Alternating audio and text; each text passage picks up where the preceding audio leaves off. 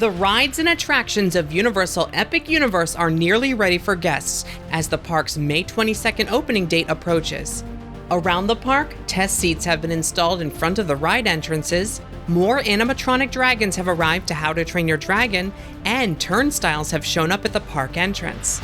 Let's check in on progress for all areas of Epic Universe, including the recently opened hotel, in today's news update.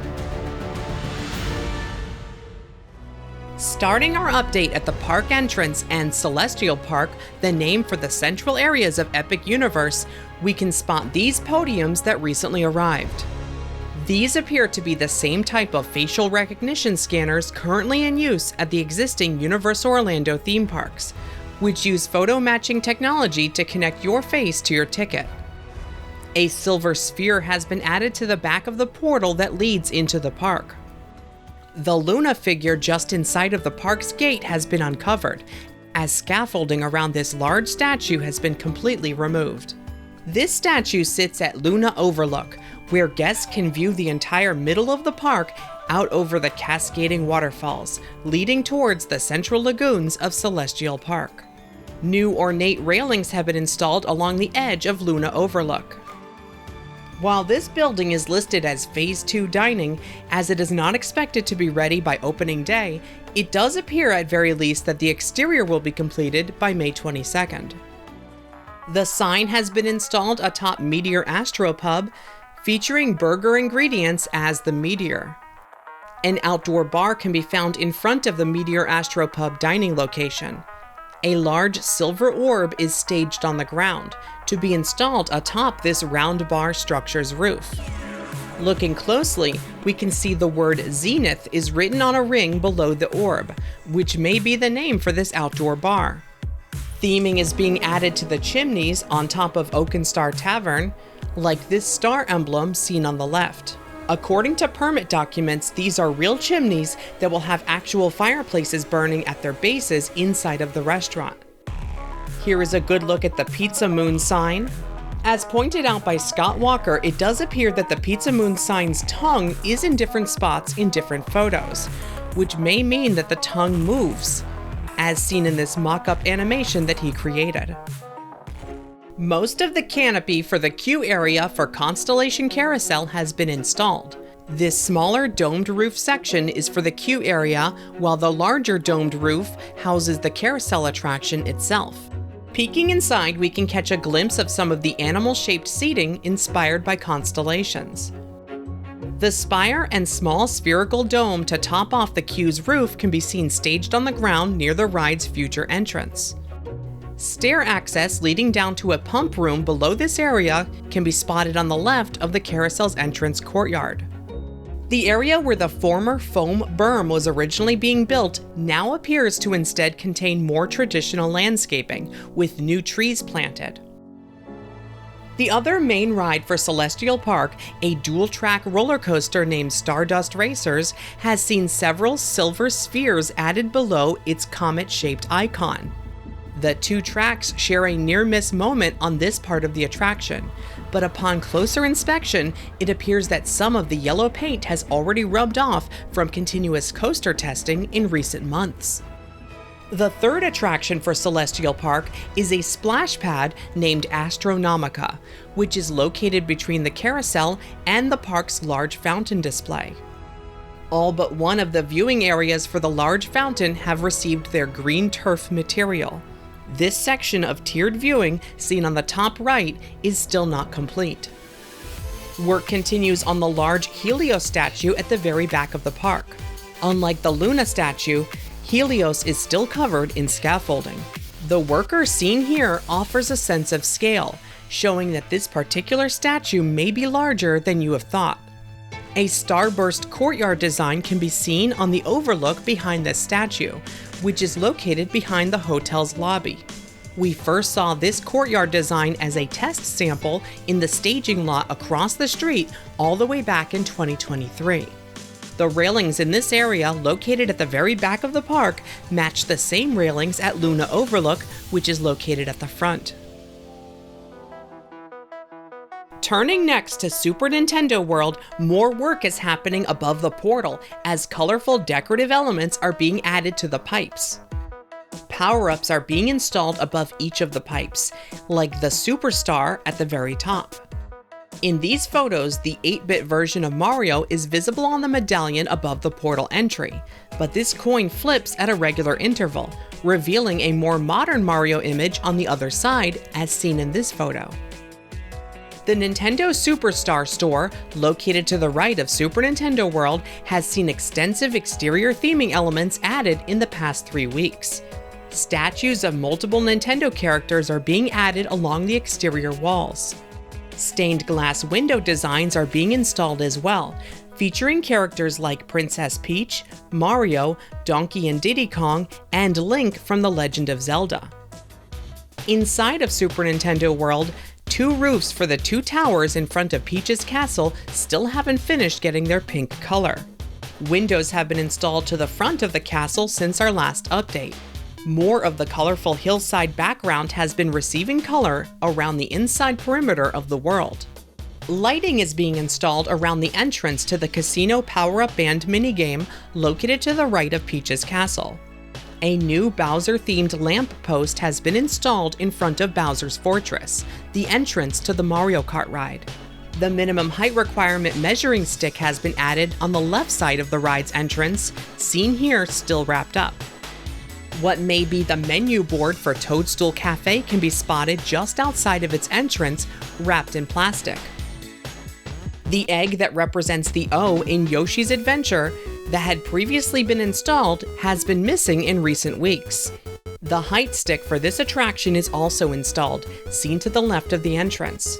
A test seat for Yoshi's Adventure is installed on the left. It is themed as a small block with a red seat inside. The Yoshi ride looks to be largely complete, with a finished finale scene visible here.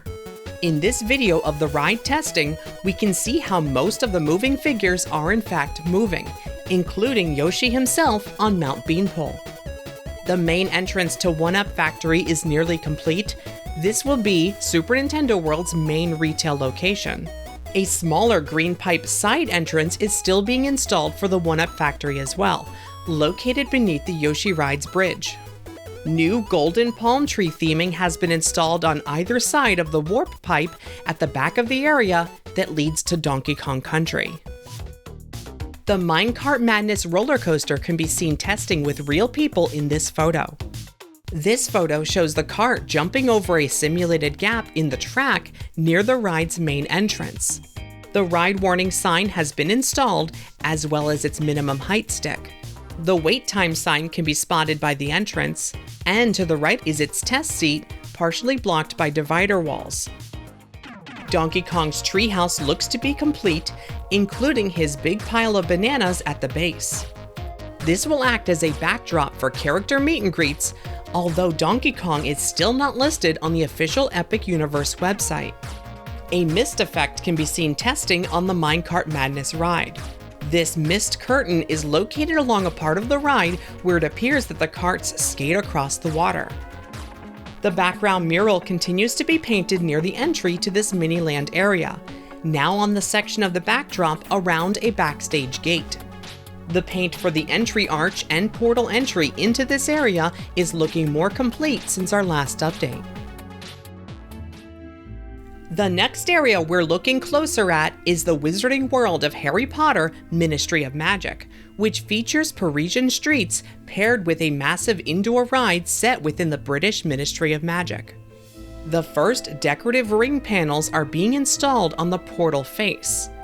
The white space above the entry will be where the land's entry quote will be placed, as seen in this official concept art for the portal. Weathering is still incomplete at the Parisian Arch, located just after the world's entry portal. The weathering stops around the same level on the back of the arch as well. Awnings have been installed for both of the sections of outdoor cafe seating within this area. A Parisian Morris advertising column has been installed on this street corner in the middle of the world. A statue of a lady has been installed along a staircase at the back of the world. This statue likely matches the moving statue seen in the second Fantastic Beasts film. Lighting is visible installed atop the highest structures at the back of the land to illuminate the force perspective towers. Here is how these force perspective towers appear when lit as seen from a mile away. Behind this area, the recently seeded expansion pad appears to already be growing grass. This will prevent dirt from being picked up by the wind around the park until the land is eventually utilized at a later date. Trees have been planted along the street where the exterior extended queue for the theater show is located. Awnings have been added in front of several of the false facades located along the Parisian-style streets. At the end of this street on the left side of the area, a decorative gate has been installed to block guest access to a staircase that leads to a false facade. The ride warning sign has been installed for Harry Potter and the Battle at the Ministry, the area's main attraction. The wait time sign can be spotted here as well.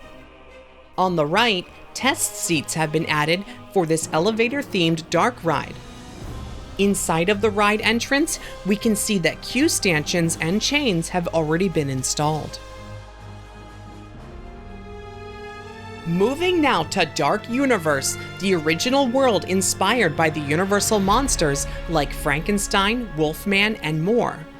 The purple glowing orb is visible at the top of the world's portal entry. The decorative ring panels are being installed to the front of the portal, leaving the white space on the top for the portal's quote, just like the Wizarding World's portal that we saw before. Inside of the portal, the walls appear to be glowing purple, just like the orb outside. Inside of the world, along the streets of the village of Darkmoor, a sign has been installed above the restrooms. It appears to say toilets. 2 new weather vanes have been installed atop peaks within the village, including this ship-shaped weather vane above an open-air dining area for Doss Steakhouse.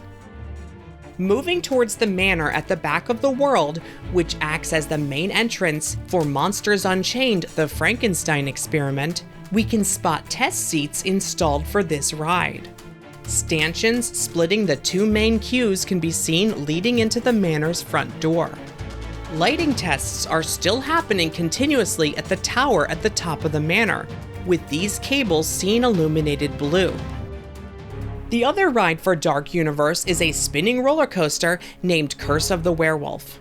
It does appear that the safety nets that we had seen previously installed were only temporary, as new net supports are being installed all around the track. These curved netting support structures are being installed in multiple spots around the circuit. Additional pieces that have yet to be installed can be seen staged here on a truck bed. A new large office trailer has been placed in the expansion pad at the back of Dark Universe, seen here at the arrow. Another new office trailer was placed in a section of the large expansion pad between Dark Universe and Super Nintendo World. Trees were recently planted in front of the expansion space along the side of Pizza Moon. These may help to block the view of this new backstage portable office as seen from Celestial Park. The rest of this large expansion space is still being used for staging of crates and vehicles during park construction. The final world to check in on is How to Train Your Dragon: Isle of Berk, where the story of the area is that dragons and Vikings are living here together in harmony. A dragon emblem orb can be seen above the portal entry into this world. One of the interior portal doors can be seen extended here. These doors can retract into the walls of the portal or be extended to close off the area from guests for various reasons. Inside of the Isle of Berk, a new Toothless-themed obstacle figure has been added to the play area, named Viking Training Camp. This Toothless is themed to appear as though it was built by the Vikings using found items. New dragon character banners have been added along the supports for the grandstands located behind the spinning rides of Dragon Racers Rally. At the top of these decorative stands, we can find new flags and colorful bunting that was also recently added. Netting has been placed over the queue areas for this attraction during construction. A sheep figure with a target painted on it can be seen near this ride's entrance. The wait time sign for Dragon Racers Rally can be seen installed at the entrance. Looking at the entrance for the roller coaster ride, named Hiccup's Wing Gliders, we can see some new color has been added. The entrance structure is on the left, with the exit gift shop for the coaster seen on the right. The coaster's second launch runs by the backside of a restroom building near the play area. This backside wall has been covered in fake moss to help it blend into the scenery as seen from the coaster. 2 sets of doors have been installed at the entrance to the Mead Hall, a dining location found within the center of Berk. On the roof for the Mead Hall, we can find lighting installed, all pointing towards the large mountain atop the restaurant. New tile carving designs can be spotted on the ground around the fountain within the village square. New dragon tails and a dragon head has been installed in the houses atop this hillside. The tail seen on the left is robotic and is expected to have a swinging movement. It is currently missing its skin, exposing its robotic elements within. The roof over the load and unload station for the boat ride now has decorative stripes painted on it. This boat ride, named Fire Drill, features many targets that riders will be able to blast using onboard water cannons. New wall art can be found painted on the back of this area within the boat ride. A meet and greet area, themed as Dragon Stables, is located near the back of the land, connected to the large indoor stage show theater. In front of the meet and greet stables, we can spot this large themed log, which features a detailed carving of the touching moment where Hiccup and Toothless first meet. Before we wrap up, just outside of the park, the Universal Stella Nova Resort has officially opened to guests this week. This is the first part of the Epic Universe area to open to guests. Due to the unique shape and height of the lobby ceiling, the 3rd floor of this hotel features a long hallway with no rooms. Universal decorated this otherwise empty hallway with a star field and calls it the Star Bridge.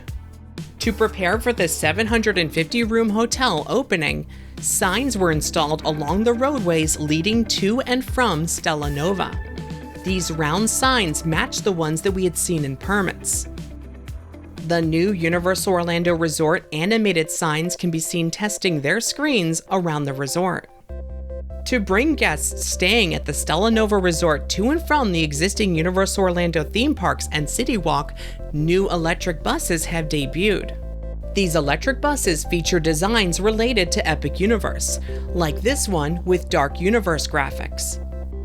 The flat parking lot for Epic Universe is almost ready, with the walkways leading from parking to the theme park entrance now taking shape. With so much already ready, including many of the rides, and the turnstile podiums showing up, we could very well be just a few short weeks away from seeing team member previews at Epic Universe.